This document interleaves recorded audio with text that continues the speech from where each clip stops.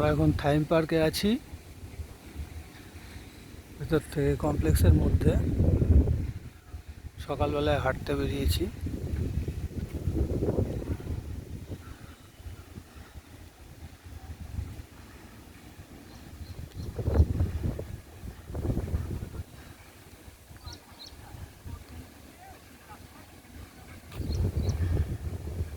কমপ্লেক্সের মধ্যেই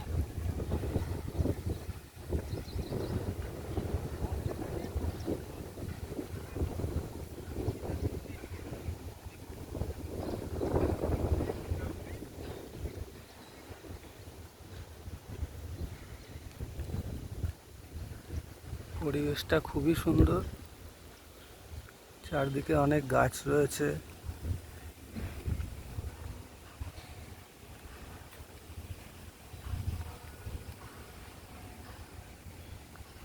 এটা বাচ্চাদের খেলার জায়গা।